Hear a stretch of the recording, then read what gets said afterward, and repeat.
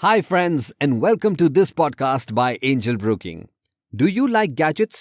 Whether you love gadgets or just appreciate a fast phone that doesn't lag, इन दोनों में एक चीज common है, वो है टेक्नोलॉजी.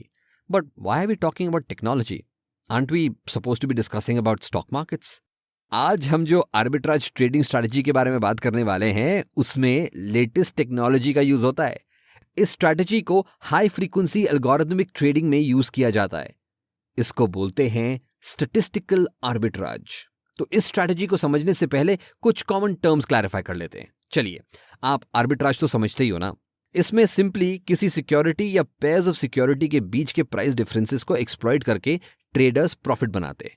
रोजाना जिंदगी से एक एग्जांपल दूं आपको तो एक मार्केट में एप्पल का रेट 120 होता है और दूसरे मार्केट में सेम एप्पल का रेट 150 रुपए होता है. सेम कॉन्सेप्ट को जब स्टॉक मार्केट के रिस्पेक्ट में इमेजिन करते हैं तो बन जाता है आर्बिट्राज.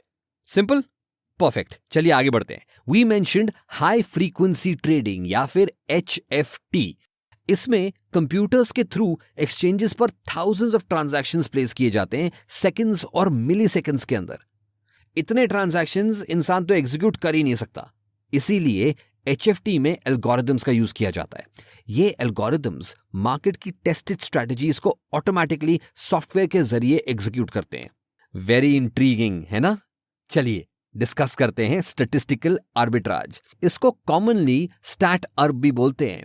स्टैटिस्टिकल आर्बिट्राज को मैथमेटिकली समझना थोड़ा डिफिकल्ट है इवन फॉर एक्सपीरियंस्ड इन्वेस्टर्स, क्योंकि स्टैटिस्टिकल आर्बिट्राज जैसी स्ट्रैटेजीज को मार्केट में एक्चुअली एग्जीक्यूट करने software engineers, mathematicians, stock market specialists, network engineers और कई दूसरे डोमेन्स का नॉलेज यूज होता है.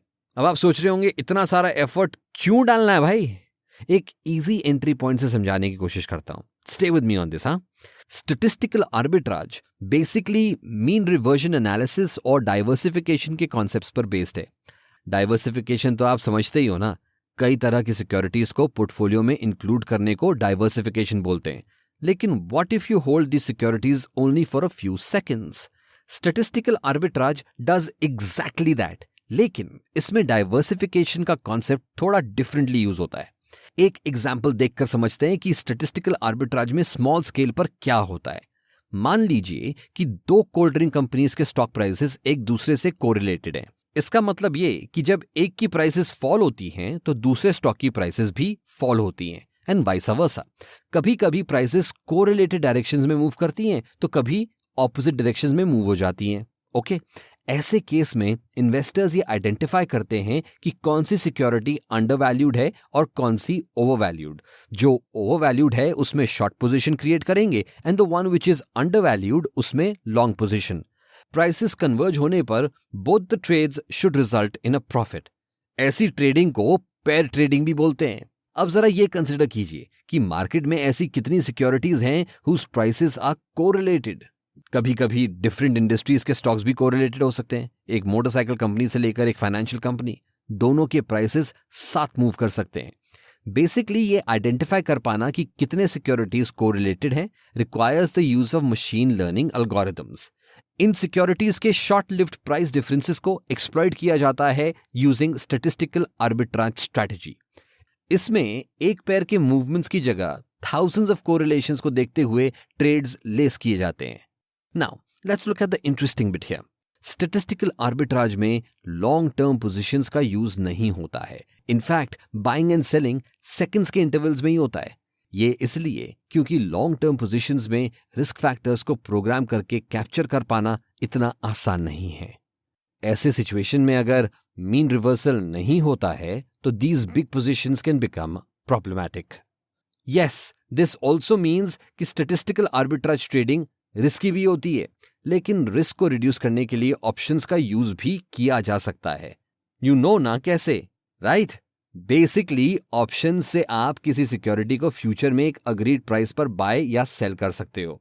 अगर प्राइस रिवर्सल्स होते हैं तो आप सिंपली अपने ऑप्शन को एक्सरसाइज नहीं करोगे, लेकिन अगर रिवर्सल्स नहीं होते तो आप स्ट्राइक प्राइस पर सेफली एग्जिट कर सकते हो. Options are the only one way of reducing risk in statistical arbitrage. Risk reduction के और भी तरीके होते हैं, लेकिन इनको समझने के लिए टेक्निकल कॉन्सेप्ट्स को समझना जरूरी होता है, जैसे कि ट्रांजैक्शन की एग्जीक्यूशन स्पीड, एक्सचेंज पर ट्रांजैक्शन कैसे प्रोसेस होते हैं, मशीन की प्रोसेसिंग के डिलेज एटसेट्रा। तो क्या इसका मतलब यह है कि स्टैटिस्टिकल आर्बिट्राज कॉमन इन्वेस्टर्स के लिए नहीं है? That is correct to a large extent, लेकिन इसका इंपॉर्टेंस समझना जरूरी है। यूएस में फॉर एग्जांपल 2008 के बाद से आधे से ज्यादा transactions volume high frequency trading से ओरिजिनेट होते हैं। मार्केट पे इसके अलग अलग तरह के साइड इफेक्ट्स देखने को मिल सकते हैं। As an investor it is important to know these, और इससे आपकी ट्रेड कैसे इफेक्ट होती है। फिलहाल ये पॉडकास्ट खत्म करने का वक्त आ गया है। मुझे बताइएगा जरूर कि आपको ये जर्नी कैसी लगी through the world of trading with technology. और जानने के लिए don't forget to read more about HFT and statistical arbitrage on www.angelbroking.com। दोस्तों, आज के पॉडकास्ट में इतना ही। मिलेंगे फिर से नेक्स्ट टाइम। तब तक के लिए goodbye from Angel Broking and happy investing.